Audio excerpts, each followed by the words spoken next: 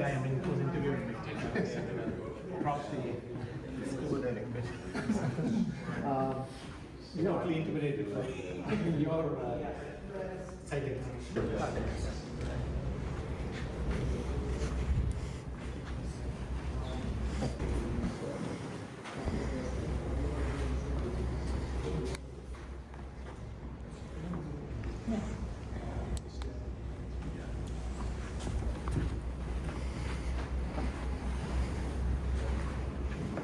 Vishy, welcome to St. Louis here for this amazing event, the Clutch Chess. How are you feeling? You've been here for 2 to 3 days now. Yes, I came a couple of days back to acclimatize to the jet lag, and much better. I'm sleeping, I wouldn't say St. Louis time, more like somewhere over the Atlantic, maybe Brazilian time or something. But close enough. And of course, it's nice to be back here. I've not been here for 6 years, and so coming here after 6 years, of course, people who have been here 6 years ago and now will know that the club is not what it used to be. So almost everything has changed and is being remodeled. But anyway, it's good to be back. It's a very nice chess club and chess community, and I really enjoy coming here. Yeah, of course, the event is also very special. Right. So when Maurice, I think he wrote to me sometime late June, I was very excited. I thought, okay, this is a really fun thing to try, and to try 960 is also very nice. What about the event is exciting, or you can say a big change for you? Is it the scoring system, or is it the fact that it's chess 960? I think the bigger thing is that it's 960, because that's what I have to adjust to the most. But yes, the scoring system is highly unusual as well, and but that I can compartmentalize. Okay, first we'll play the first games. Anyway, you can only play your best moves. You can't really think about that. So I think that is easier to think. But 960 is a very different experience. And your opponent Garry Kasparov, facing him, what are the emotions that are running through you? Because you guys have had such a amazing history. 30 years ago, the World Championship match, and now playing here. I think once he's in the room with me, a lot of old memories. We'll be playing not only here, but also some past matches. But at least I got to play him in Zagreb, even though those were 5-minute games, so they finished quite quickly, but similar experience. And we will play blitz games here as well. So, but yes, otherwise we played our last game in 2005. So, yeah, actually talking about these encounters with Garry, I wanted to go through a few of them, and just from your memory, what you remember.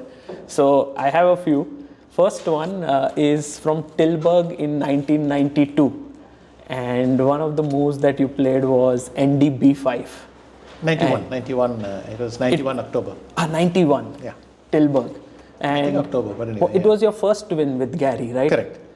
It was... and then Reggio Emilia was 2 months later. Exactly. Yeah. So this Tilburg won ND-B5, and this game was absolutely crazy. Do you remember it? Very, very, very well. Actually, it was accidental. I just kind of played F4, pressed the clock, and then Garry came back and he did one of his famous facial gestures, something like this, and I thought, what the hell have I done? Did I blunder something? And then I saw Queen B6, and I realized I have to go Bishop E3 because I cannot block in any other way. I can't move the bishop or anything.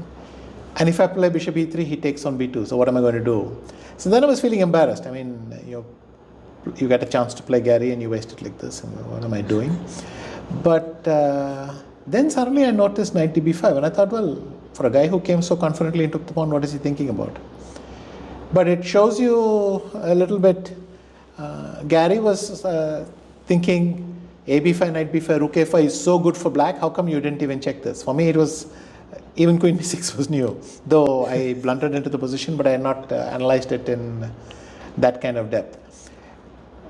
But once you've given the B2 pawn, and if you've given a pawn and it's not poisoned, what's the point? So I found this knight B5, and after that I just followed the path. I played queen a1, he went rook b6, so then it became 3 pieces. But Gary's opinion was that black was doing quite well with the pieces and already good chance to win. But once I got into the position, then it became easier because I realized almost in spite of myself, my pieces were giving Garry more problems than it looked, and it was hard for him also. And then suddenly it was over. I had a feeling that I was navigating some stretches, that I was surviving and so on. Suddenly, in a few moves, the whole thing collapsed. But later on, it turned out that white was better all along, and so the computer had a very different evaluation. But Garry had studied this position with 3 minor pieces, and he liked it for black. And then he resigned and kind of told me something about the game. You know, I could have done this and that. But then he gave some very fast variations. I tried to keep up, and then he got up and left. And I went to the press center, I was hanging around and generally feeling good about myself and so on. And then Hert Lichtering came by and he said, "Did Garry tell you he didn't want to analyze?" I said, "No, I assumed he didn't want to." But he said, "No, because I think he's waiting for you there." Then I was very embarrassed. So I ran to the analysis area and he was sitting there waiting. He was moving the pieces. So then I sat down with him, we analyzed a bit. And wow. But well, those were the best tournaments in those days. Tilburg, a very, very nice tournament, and this was a good evening. What a nice memory, and so vivid, so beautifully said by you. The second game is the Reggio Emilia one, where you took the pawn on a2, and then this move bishop g6. Like, I was looking through the game, it was so amazing, like this entire sequence and the French defense. What a game. Yes, there are days where you make moves you didn't even know that you considered, or you didn't know you could make such moves, but they just flow naturally, and this was one of those days. I think one of the best days in general. Though even then, a lot of unexpected developments. I played bishop g6 thinking, well, eventually I'm going to get back one piece, but I didn't even consider h4. So then I had to take his knight. He took the thing. I was 2 pawns up, but he had some way counterplay on the h file, but I managed to control it. And again, I had the feeling that I'm doing well, but then suddenly, boom, the game is over and it collapses. That was maybe even more special because you won the tournament. I beat him fairly quite easily. And well, before I won the tournament, there were 1 or 2 accidents and so on. But anyway, yes, to win Reggio Emilia was a very, very big success. And that was, I think those were maybe the 2 best months of my life. The stretch between Tilburg and Reggio Emilia. Yes, but 92 had one more win against him. This was the Paris Rapid. And actually in that you played a new idea with pushing your kingside pawns g4, h4, g5, then bishop h3 when the knight came to g4. That was also quite a smooth win. Like, he attacked, but somehow it's like his attack didn't get through and you checkmated him. Yes, that was a nice, it was a plan which was just developing. Even the English attack had been around for a few years. So this ideas of thing, but this is very typical from the Keras attack days. If you know the Keras attack, then a lot of the moves were kind of obvious. But it became an exciting race because Garry believed in black's position and there was a thing, but I think I timed it just faster, and that was nice. And I think the audience enjoyed it a lot. That after we finished the game, we immediately started discussing. We forgot that we had to get up and talk to the audience. We were analyzing the position because there were a lot of questions. And I remember Danant Wang came running and said, no, stay and analyze, it's okay. They find it quite funny, so enjoy it. So we kept analyzing. So nice, so amazing. And then there was this PCA Intel Rapid win in 95, which was very smooth. I think there was there was no much thing happened. And then the World Championship 9th game victory, where Rook d5, I think that would be very special, right, that win. That was a big surprise because when I played Rook d5, I didn't see what else to do. I mean, my position is very nice. Of course, nowadays the computer gives white a huge advantage, and it rotates the bishop d1, d3 or e2, c4, and it does beautiful things. But at that point I just thought, I don't really, if I move the bishop, a5 is weak, so I can't do that and this and that. Then I thought, okay, I'll just put the rook on d5. Anyway, he can't capture it. So I'll play rook d5, and I'm pressing. I can play rook c1, c5 and just keep waiting. And then very quickly he took on d5, and I thought, did I miss something? Because, I mean, if someone does instantly what you think is not possible, it's not very thing. But in fact, my evaluation is correct. He should never have taken that. So that was quite an impulsive game and play by him. But yeah, it worked out to be a nice win. Unfortunately, my only win in that match. Yes.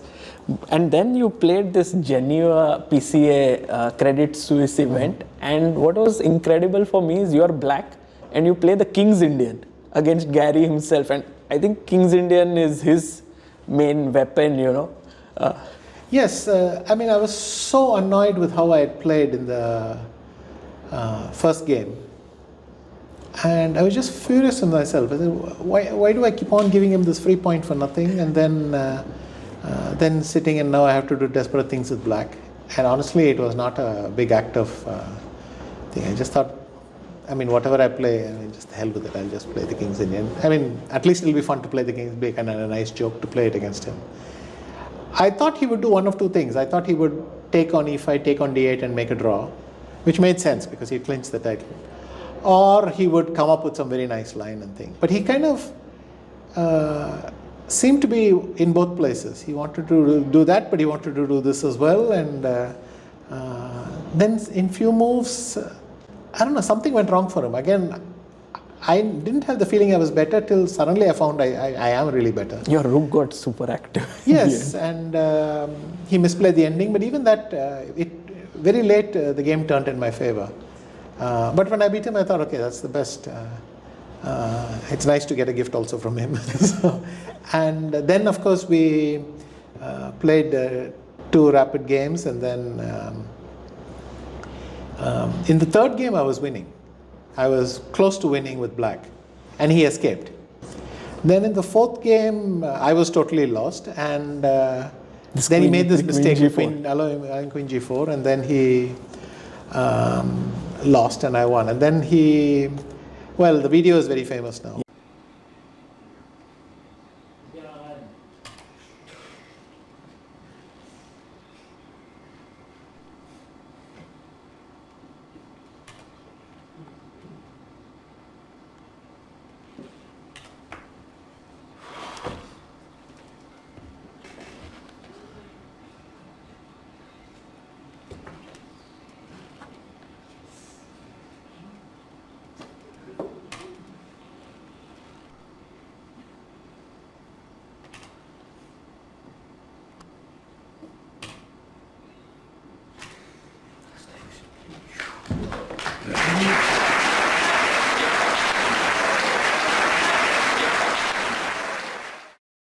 Yes. Do you think it was the biggest emotion you ever made in your life after winning? Because I remember it so much, you doing this. I was in a good mood. Yes, I was extremely happy because I thought, because in '94 in New York, then 96 in Moscow and so on, he had beaten me, but not from good positions. And I always thought, well, it'd be nice if I get some luck in my... And so when I got this, I remembered those things. But of course, he remembered it differently. Well,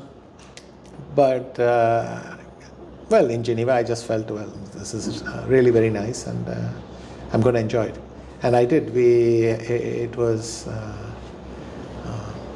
a fantastic event. I mean, I played very well the whole event, and the Garry match, of course, was very shaky, but a win is a win.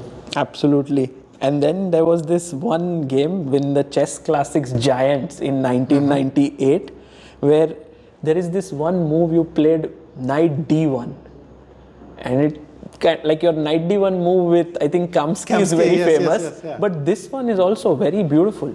Yes. Somehow the position just played itself. I mean, you have, and Nowadays, many people who play b3, bishop b2 and castle, and then they rotate this knight around and so on. But I remember that there also this knight maneuver was very strong because he was not ready for it. And the knight comes and it's... in fact, the knight is beautifully placed on e3.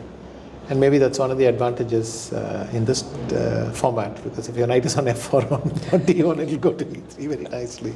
So, of course, the opponent can also play knight e6, but anyway. Amazing. And of course, in Zagreb, you scored 2-0 win. That was the latest 2 wins. Did you, at that point, feel like it was easier for you in those games, those 2 wins in Zagreb? Well, later on it turned out, I played him at the start of the tournament, 4th round. But I noticed that he had lost maybe 2 knight-offs already. Jan Christoph and one more, I forget whom, maybe Van Forest. Yes, and I won this, and I thought, let me play bishop g5 because he seems to be, I don't know why he's playing queen c7 these days, but then I'll just take queen f3 and then we'll play fast. I mean, what can you prepare for blitz, right? So I decided to play it quite fast. He was quite surprised, and somewhere I got in my b4 and I was very happy to shut down everything, and beautiful, very nice win. The black win is more chaotic. Actually, my position was good, but I didn't realize it. A lot of time, I thought I had made a mistake somewhere, but the computer says anyway I had done the right moves. And but okay, it was obvious he was not in shape at all. And facing, these are all amazing, memorable games. Facing Garry, and he has so many expressions and so many, things he does on the board. In present day, maybe comparable is Hikaru, who does a lot of these things. Is it difficult for you, or how is it, or how have you adjusted to it? Do you expect that to happen in this match as well? I think it will happen for sure. And maybe what is most difficult is that you forget that it happened. I mean, I haven't played Garry in so long, I've forgotten that part. I mean, when you talk to him, it's normal, but then you have to remember how all these... and for sure here, some of the positions will be so wild that we will both look at each other and not know what's happening. Yeah, we are so excited for this match, and we wish you all the best. Thank you for this wonderful walk down the memory lane, and good luck for all the 3 days. Yeah, thanks a lot, Sagar.